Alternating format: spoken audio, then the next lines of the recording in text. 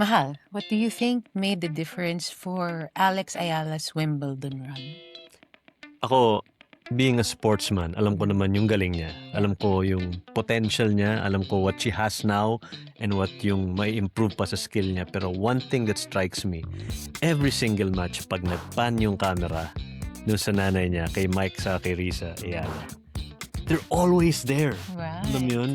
Given a proud sila eh. But I think one of the biggest factors was they are not just physically present. Mhm. They're there emotionally, they're invested in her so much na hindi lang yung physical presence sila ang nag-make ng difference.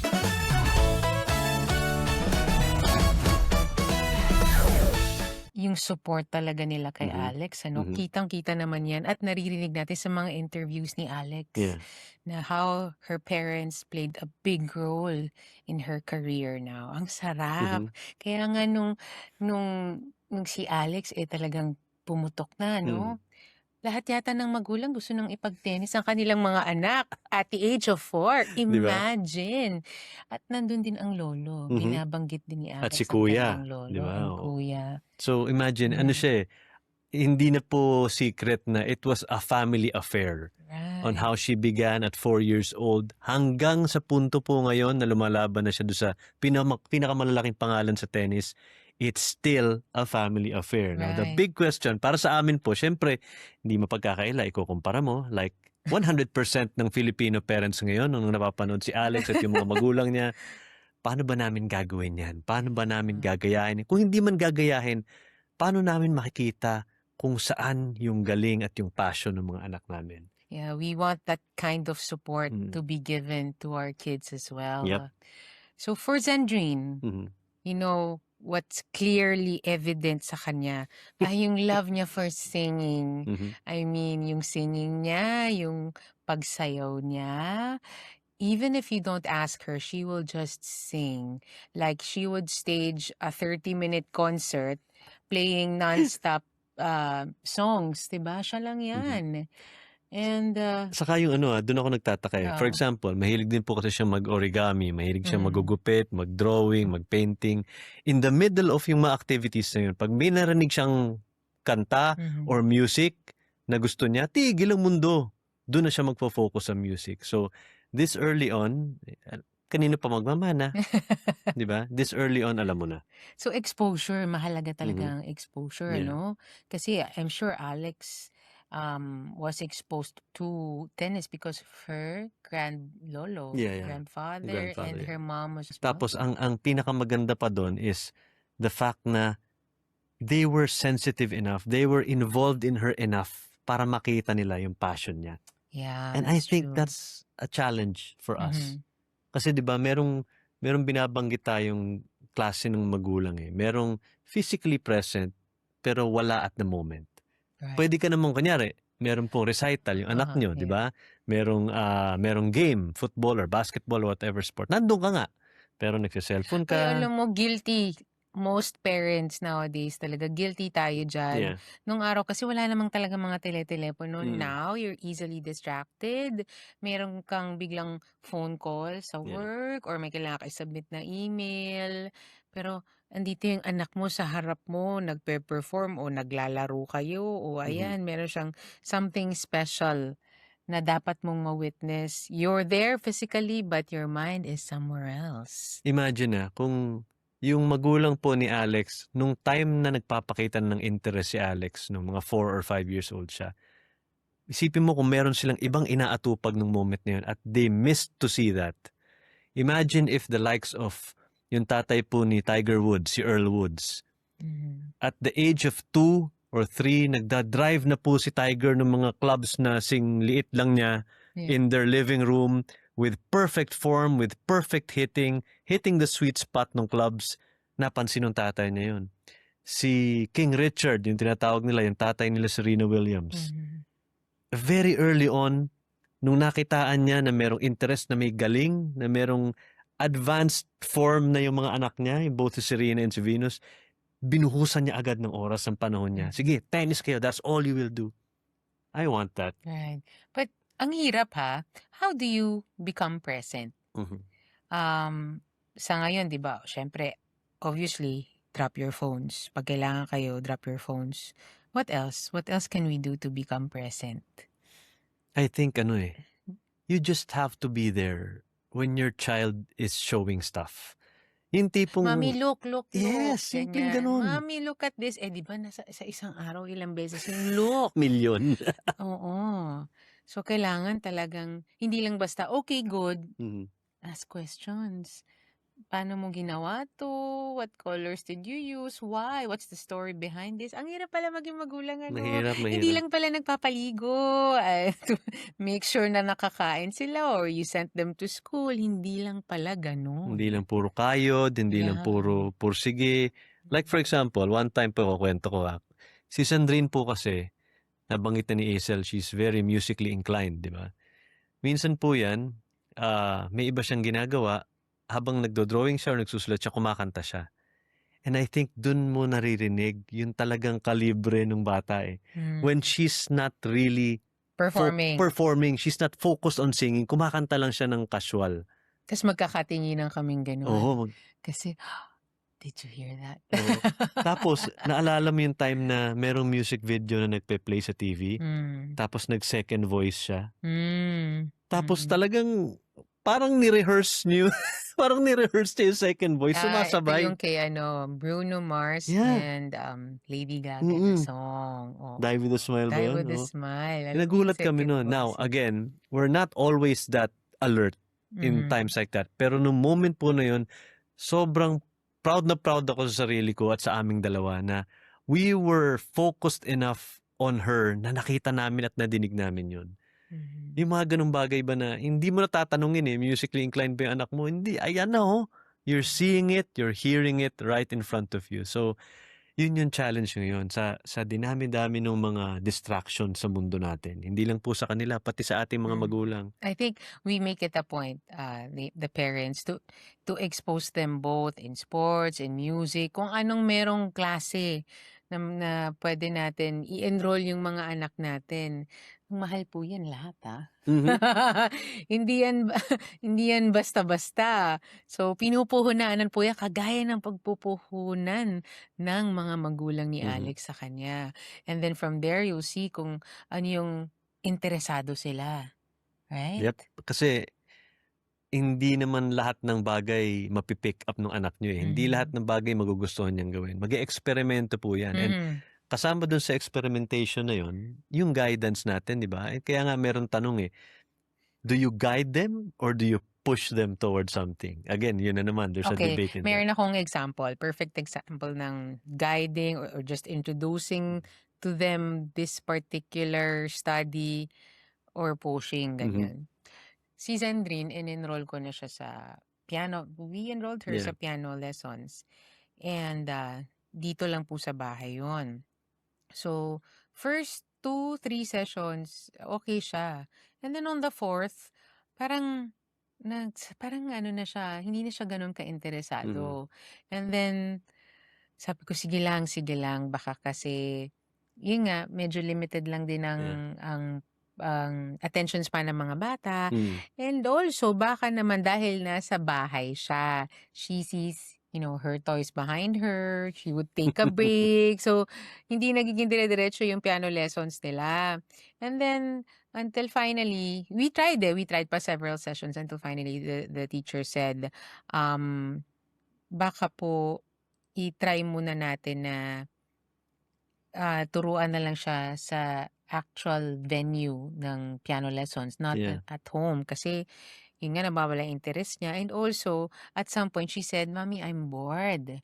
So I'm like, you can't be bored in my head. You can't be bored. This is piano lessons. Parang integral to if you want to be a musician. That's my 'di ba, thinking. Kasi gano'n ako nagsimula, piano lessons, na pinagsisisihan ko ngayon ba't hindi ko siya sineryoso, because eventually I'll be a singer pala. So, sabi niya, "No, mommy, but this is," gano'n pa yung exact line niya, "This is not my dream." "What's your dream?" "I want to become a singer." Sabi ko, "Okay." So, hindi na muna natin pinush, right? Mm, Because I really waited until she's 5 and medyo nakakabasa na siya. So, pero three pa lang kasi nakikita ko na siyang nagtitipa-tipa ng piano. But now, nag-stop siya ng piano lessons but, in a day lagi siyang pupunta sa piano tapos magkakapa siya ng mga nursery rhymes like Mhm. Twinkle Twinkle o gano'n, na nagtetenga siya. Sabi ko, "This is good." Pero I don't wanna force her to take piano lessons muna siguro 'no, Mhm. what do you think? Or maybe really try sa actual piano school? Well, Mhm, siguro factor din 'yun kasi nasa bahay mhm. nga tayo, ang Oo, daming distractions dito. oo. Doon talagang focus lang siya, eh. But Right. I think the key there really is for her just to see on our side, Mhm, makita lang niya that we're exposing her to things. mhm. Na parang hindi puwedeng ipilit talaga, eh. Kasi Oo, mentors ipilit lalong aayaw yung mga batang ganyan. So, yeah. push lang ng push. Sabi nga niya magastos kasi lahat yun dadaanan niyo, 'di ba? Lalo sa music, lalo sa sports. Eh, hindi ka naman puwedeng mag-sports kung wala kang equipment. Bibilhin mo lahat 'yan, unti-unti. 'Pag ayaw na, tabi na sa storage, yung mga ganyan. Mhm. So, I guess on my part, dun yung sports side, sa kanya yung music side. And if they can pick up both, then good. But if not, wag na lang nating ipilit. Kasi, syempre, kung nasaan yung passion, yun yung importante. Like you, why do you sing the way you do? Because it's your passion, di ba?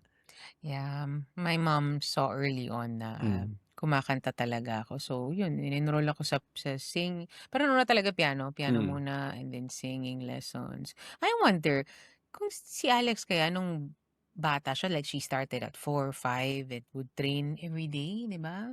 Mhm. Um, at some point ba napagod siya? Kasi I want to play lolo.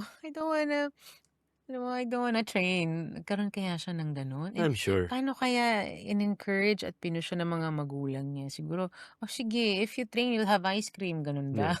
I'm sure may mga ganun yan. Oo, Kasi, kasi ang mommy ko no'n ayoko ng magpiano. oh, Sabi niya, "Ay, may fishball sa labas." pagkain yung suhol, Oo, pagkain. kasi sa ano 'yun, sa Abelardo Hall sa UP. Mm. May fishball kasi do'n sa labas. Kaya sige, sasama ako mag-piano lessons. Pero kakain ka ng fishball kasi. Oh, kasi kakain ako 'di ba? I'm sure si Yeah. Alex, kasi I remember nung na-interview ko siya way back, hindi pa siya Alex Ayala nun, eh. She was way tall, as in ang liit-liit, and kinakitaan na siya ng galing nun. And the way she talked about playing tennis, alam mong yun yung gusto niya. Wow. So, You had an interview, yeah, right, mhm, with her? yep. When she was 12. I think she was 12, around that age, yeah. Oo. Sobrang liit, eh. Basta ano pa lang siya nun, batang-bata pa po si Alex Ayala nun. And I remember, again, her parents were there, 'di ba? Hmm. Again, ang kwento niya, yung lolo pa rin niya ang driving influence sa kanya when it came to tennis. But the way she talked about practice, the way she talked about training, at such an early age, alam mong gusto niya, eh. So, swerteng-swerte yung magulang kasi hindi mo Right. na kailangan i-push, eh. But I think dun na papasok sa parents yung, okay, let's say you see something excellent sa anak mo. Kunyari, let's say, sa music. 'Pag nakitaan mo na ng gano'n, dun na magsisimula yung structure, eh. Sa'yo Mhm. na manggagaling yun. You really have to slightly nudge her or him towards that. Kasi Mhm. kung hindi, baka kung saan-saan mapunta, Right. eh. 'Pag kinakitaan mo na, lead mo na Mhm. papunta dun. I don't think it's bad to push, 'di Mhm. ba? But siyempre, you push in a way na hindi mo naman masyadong Oo, sakal. balansehin. Mm. Oo, may tinatawag na being present 24/7, Yeah. right? Mhm. Tama ba 'yun o Mhm. mali? Kasi nga baka nasasakal na 'yung mga bata o baka naman at least give them space to grow on their own. Mhm. Hindi yung lagi na lang nakatingin si mommy, mali yan o daddy laging may sasabihin. Yeah. Baka magrebelde ang bata kasi nga parang, "You're all over the place, you're Mm. all over me, mom." 'Di Mhm. ba? So, It helps din, eh. find the right balance, moms and I dads. think yung balance din na yun, it helps, eh. For example, kung passion din nung magulang yung passion ng bata, if they share the same passion, for example, like yung lolo ni Alex, tennis, si Alex tennis din, mga gano'n. Meron silang common ground kumbaga. But I think pagka gano'n, ang posible niyong gawin dun is when you try to put yourself in her world, kunyari in the world of tennis, papasok mo yung sarili mo sa magulang, alam mo naman nagte-training na. Hmm, Alam mo naman na yung fundamentals, yung basics ng sport manggagaling na do'n sa coach. Huwag mo nang dagdagan 'yun. hmm. I think it's enough that she knows that you're there all the time. Ikaw yung naghahatid sa kanya sa training camp. Ikaw yung pumondo sa kanya na makapaglaro sa Rafael Yeah. Nadal Academy, di ba? And yeah, the mental support is very important as Mm. well. I'm sure sa lahat naman ng mga atleta, may mga laro sila na hindi sila pinalad Mhm. o natalo, especially at a young age. How do you explain that to her, 'di ba? Si Alex, one of the things na nag-endear yung buong mundo sa kanya Mm. is yung mental resolve niya. For someone her age, kakaiba ho talaga eh. Mhm. Pag ang bata na nasa edad niya nag-fail, kadalasan lugmok eh. Kadalasan, I failed. I didn't measure enough. I was not good enough. Si Alex, when she fails, she just wants to get back on court and play. Parang, alam mo yun, hindi siya yung nagpapatalo. Mhm. Ang tibay ng loob ng batang yun. And And where she else will she get it from? yeah, The parents, di ba? parents, and she's just very thankful Mhm. in every step na inaakyat niya Mhm. sa mga laro niya. I mean, she's not taking anything for granted. Mhm. And you'll see that she's enjoying, Mhm. 'di ba? Ang sarap-sarap niyang panoorin. Kaya naku, kahit mga matatanda eh iniidolo si Alex, and she's just a good example for all our kids, for our daughters, right? Parang when Alex won, there was a clip na naiyak siya. Di ba kita yun Mm. eh. I showed it to Sandrine. Look, Sandrine. I Mhm. was explaining to her. See, kasi you know why she's crying? Because she worked hard for it. Mhm. She practiced every day, and then she won. Look, oh, she's crying. So, Mm. nanonood lang siya. I think she Mm. picked it up. Yeah. Imagine for a father, alam mo yun, just to see your daughter playing sa Wimbledon. Wimbledon, for crying out loud. Diyos Yeah. ko. Imagine yung pride mo doon. Halo-halong pakiramdam na siguro yung takot, yung Kaya nga sabi niya 'di ba, for her this is everything. yeah. Ang makatungtong nga lang dun, what more yung maka-advance and Mhm. makarating sa, Fourth round. 4th Yeah. round. And to Yeah. beat the defending champion, number 1 in the world, si Iga Swiatek, tinalo mo when she's trying to defend the crown. What? Alam mo yung ganitong mga balita napakasarap maging Pilipino sa Ay, totoo naku. lang, right? The only good news we have. Yung mga comments ngayon. Salamat Alex, sa kalimutan namin yung mga nangyayari dito sa bansa. For moment of respite, di ba? Para sa lahat na Right. there are good things to be proud of sa pagiging Pilipino. That's one more thing. She's proud to be Filipino. Yep. Di ba? Parang every chance she gets, nagtatagalog siya. Every chance she gets to look back and tell everyone how she trained dito sa Pilipinas. Pinapakilala niya talaga ang ating bansa sa mundo. Yeah. And we thank you, Alex. Thank you. Salamat for being an inspiration to our kids and to us parents as well, sa mga magulang ni Alex. Thank you. Meron na kaming may guidelines na kami. Yeah. Nag-o-observe po kami, not only kay Alex, sa parents po niya. I'm trying to look at how they do it. I'm trying to look at yung level of presence nila. Kasi para sa magulang, importante ho yun eh. Hanggang saan lang, hanggang pwedeng hindi ka magkukulang, hanggang dito pwede mong gawin, ganyan.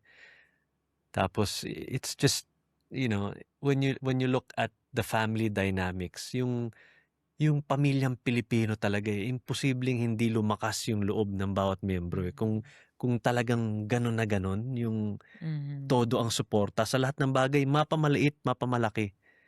I think we're one of the few societies sa mundo na very involved ang pamilya sa lahat ng affairs ng bawat miyembro. Hindi mo nga kaano-ano, kahit kapitbahay mo lang proud ka na. What more kung sarili mong anak, Yeah. right? And yeah, so for us parents, ilatag natin kasi yung possibilities, it's endless.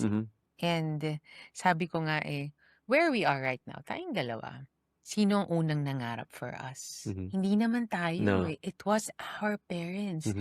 As nilid lang nila tayo to where we are now. Naiyak ako. Sandali. Imagine, bakit po ako nakapasok sa sports broadcasting? Hindi naman po sa akin ang galing. It was my father. Napanood po niya sa TV na merong opening for sports commentating job sa PBA po nung time na yon, sa NBN4. Wala naman akong pakialam nung time na yun. I was too immature to even care about having a career, about having direction sa buhay ko. Pero since yung tatay ko alam na mahilig ako sa sports at madaldal ako, connect the dots, Daldal ako. baka may opportunity yung anak ko. He pushed me na magbigay ng resume. Mm.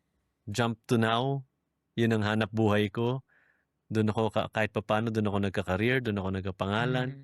All because my dad was focused enough, knew me enough, na posibleng, anak, diyan ka. Yeah. Diyan ka magaling. Go, I will support you. Yeah. Sa akin Parents. naman, my mom, maaga rin kinakitaan na marunong kumanta, nasa tono ang anak ko. Sa tono ka pala. Oo, ang sabi niya pa nun, nung time na I was born 85, so 86 was People Power. And then the song Ibon Mang Maylayang Lumipad, it was on national TV. Tas sa crib ko daw at 1, I was already singing that. At 1? At 1. The tono has, I'm sure my lyrics was hindi pa ganun kaayos, pero 1? nasa tono, yun kinukwento niya talaga sa akin Oh my yun. goodness. Parang di ako naniniwala, pero alam mo, nung narinig ko yung anak natin, na at early age nga, nasa tono na rin, sabi ko, baka nga ganun din talaga ako nung bata ko. Yun. So, follow up, in-enroll sa music schools, lahat na, nag-piano, nag-voice, nag-flute pa, di ba? The reason why I was in Saints Co, Manila, was because Saints Co had, they had piano lessons. May music building sila. Tapos extension classes nila yung music. So, yun. I mean, piano lessons.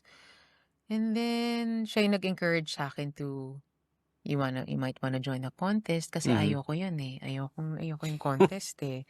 Pero, ayun talaga.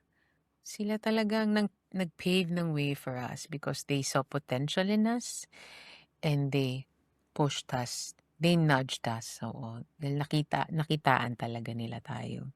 And we just thank our parents. And now it's our time to do the same and more for our children. It's really now the time eh. Kasi ito na yung crucial age eh. 5 years old. Dapat ngayon nagsisimula na yan eh. Di ba? Meron na silang kahit papano, okay, ito na yung... It's never too late kung ang anak niyo po nasa 10, 11, 12. Alam mo, some of the greats, they started, adolescent na sila or maybe after college. So, For music, I guess. Pero kung sports, kailangan they start early. Talaga. Yan eh, malaking bagay yung muscle memory. Oh, okay. That habang lumalaki, nagde-develop yung katawan nila, kailangan sabayan mo ng training eh. Para yung katawan is built, designed to move specifically for that sport. So, kailangan ngayon palang sinisimulan ko nang i-expose talaga siya dyan sa mga yan. Maybe we can start with the sports na available dito sa village natin. We have tennis, we have basketball, we have, I don't know about pickleball, if she can make that into a career. Pero yung mga ganong sport na hindi naman po kailangan kasi maging professional eh at the sport, di ba? Kasi ang sabi nga nila, pagka ikaw ay naging atleta, nasanay ka dun sa rigorous structure and discipline of training, madadala mo yan sa lahat ng aspeto ng buhay. So you don't necessarily have to end up a professional athlete do sa sport na yun. Ang dami pong magagandang bagay na natutunan from playing sports. I guess in music, there's also discipline, di ba? Oh, yeah. Malaking bagay din yung discipline sa music. At ibang klaseng passion din ang kinakailangan nun. Right? Kasi when you play an instrument or when you sing, hindi dapat na technical ka lang. You have to feel it for you to be able to deliver your piece well.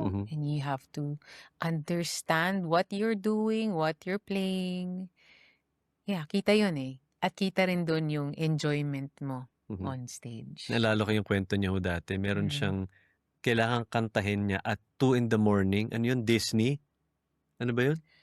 Ano 2 in the morning? Meron kang show na okay. inattendan na Teka, parang... baka malaman nilang nagtitaping kami ng more than Hindi, noon pa yun. Matagal na yun. noon pa It yun. was years ago. Oh, years ago, it was alamin nyo na lang, pero taping kami. Tapos, umabot kami na hanggang 2 a.m. and we had, the number was all Disney songs. Tapos, 'di ba ang laki kasi ng boses Mm, ko, eh. So, siguro puwede mo pakantayin ng Disney songs, mga may araw pa, gabi, ganyan. Pero 'pag 2 AM, ang lalim na lalo ng boses ko. I'm tulog like, na lahat. oo, parang, okey, kailangan mo siyang gawing Disney princess at 2 Mhm, AM?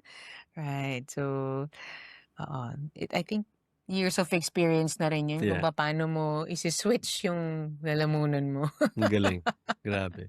So there's one question that I Hmm, saw that I think we should ask ourselves. Alam naman natin that we're giving the effort already. hmm, Hindi unti-unti nating expose as much as we can. We're mhm, trying to be sensitive and alert kung ano yung passions at kung saan sila magagaling at this point. The question is, would our kids describe us as present parents or just around parents? that's a challenge. Mm-hmm. Right now, I'm guilty. We're both guilty, Both right? guilty, yeah. Um, Hindi ito sa ano, sa mga talents ano, like very um, very cute example lang, okey. Si Zamira naman, lately, ang aming bonding time, nagbe-breastfeed pa rin po kasi ako, eh. So, in a day, madalas pa rin siya. Mm-hmm. She would always get a book. So, parang na-wire siya lately na when it's, feeding time, reading time din Yeah. siya. So, kukuha siya ng book. Dati nung hindi pa siya masyadong mahilig sa books, nagfo-phone lang ako habang nagbe-breastfeed kasi parang, okay, parang me time ko na rin 'to kasi hindi ko siya kailangan habulin, Yeah. wala akong minsan nakakalimutan ko may hawak lang siya ng book. "Mommy, book, read the book." Ay, sorry. Yung mga gano'ng Yeah. moment na dapat, okay, you have to let go of your phone and your daughter is asking you to read a book to her, which is magpasalamat ka, dahil mahilig magbasa yung anak mo, hindi katulad mo. Mhm. Parang gano'n. So, yeah, that part, kailangan conscious tayo na piliin sila over the phone. And who would like naman to just be around, 'di ba? Ayaw mo naman Right. maging gano'ng magulang na Mm. nakaupo ka nga do'n, hindi ka naman naramdam ng anak mo, wala ka naman napapansin sa kanya, and Hmm. katabi mo nga tinitingnan ka ng anak mo, nasa cellphone ka. You don't want to be that kind Kalaban of talaga parent. 'to, eh. Alam mo ang hirap, eh. Naging parte siya ng mundo natin to the Mm. point na we become dependent on it, we become reliant on it, na Yeah, every hindi na nga tayo aspect, nag-iisip, eh. 'di ba? They're the ones ano, thinking for us the ways. We don't know how to get to a place That's why without sabi ko sa'yo, ways. it's yung hatid ko kay Sandrine sa school is very important to me kasi yung sa ilang minuto na yun mula bahay hanggang eskuwelahan, nakakapag-usap kami na kami lang ng walang Hmm, distractions. She knows I'm interested in what she has to say. I can see and sense things mula do'n sa mga sinasabi niya, sa mga salita niya, sa mga tone niya na marami na akong nase-sense, and that's a very sacred moment for me, eh. right. Alam mo yun na Madaling sabihin, kung kumbaga kung marami kang help sa bahay, yeah. then you can easily give your 101% to your children. Mhm. But when you don't have help in the house, you're doing everything, Or maaga kang umaalis sa bahay para yeah. magtrabaho. Oo, that's a bigger challenge. Mm. And yun talaga masasabi mong ang hirap po maging magulang, but we just have to, put extra effort, Mhm. especially nowadays na ang kalaban natin ito, Yeah. ang dami nating kalaban, eh, unlike nung mga panahon dati. So, let our children feel that we're there for them, hindi yung the cellphone's there for me, Mhm. right? And, yeah, mapapabuntong hininga na lang tayo. We can do it, moms Yeah. and dads. Kaya yan. Just be present, alam mo yun? Basta siguruhin mo lang na pagkatabi mo yung anak mo, ramdam ka niya not just physically but in every aspect. Your attention is with them, your focus is with them, and make them feel that you genuinely love being around them. Mm, Nararamdaman ng bata yan, mm, eh. So, mula dun makikita mo na lahat ng kailangan mong makita. You'll know kung ano yung passion ng anak mo, hilig ng anak mo, yung mga natatagong galing ng mga anak niyo, dun yung makikita lahat yan. mhm, So before we close again, ito yung 3 questions na to na kinumpile namin. We want you guys to ask yourselves this week, lalong-lalo na yung mga magulang. Question number 1, am I noticing what lights my kid up, kung ano yung nagpapaano ng pag narinig niya or nakita niya, It excites na-excite siya. Okay, napapansin mo ba yon? Or iniintay mo silang magsabi na, Daddy, ito yung gusto kong gawin. Daddy, ito yung nag-excite sa akin. Dito ako interesado. That's number one. Okay. Pangalawa, Am I guiding or steering? Iba yon. Kasi pag ginaid mo, di ba? Anak, okay, we're going together. Pero yung steering, dito ka. There's a difference, di ba? That's question number 2. Number 3, Would my kid describe me as present or just around? yun yung huling pinag-usapan natin, di ba? Right. So, malaking bagay yan. You just have to assess yourself as a parent. Kung bata pa yung anak no, good, you have to make certain adjustments. Kung matanda na, medyo pwede pa rin naman.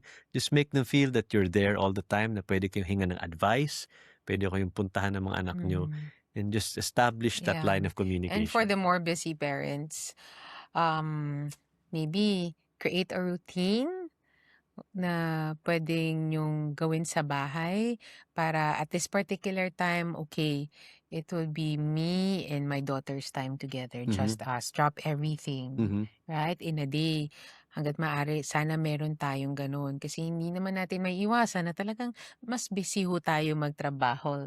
Earn for a living para mapatustusan ng lahat ng pangangailangan. But then again, our children need us. Yep. Kaya we double the effort. Tulad nga nung nakalagay dun sa cap ni Alex, ito, very, very proud ako as a Filipino to see yung Nike line ni Alex. That's really nice. I nakalagay like dun sa likod niya. And this was chosen by Alex herself. Nakalagay, kapag lumago, hindi nahihinto. So, as soon as pag nag-blossom na, wala nang pipigil dyan. Lalabas na talaga yung pinakamagandang bulaklak na makita mo. That's exactly what represents not only Alex, pero lahat ng magulang pwede nyo ring isipin yun eh. Na hindi lang naman sila yung nag-i-improve. Hindi lang naman sila yung lumalago. Right. Together. Pati, yung supporta rin ninyo. Di ba?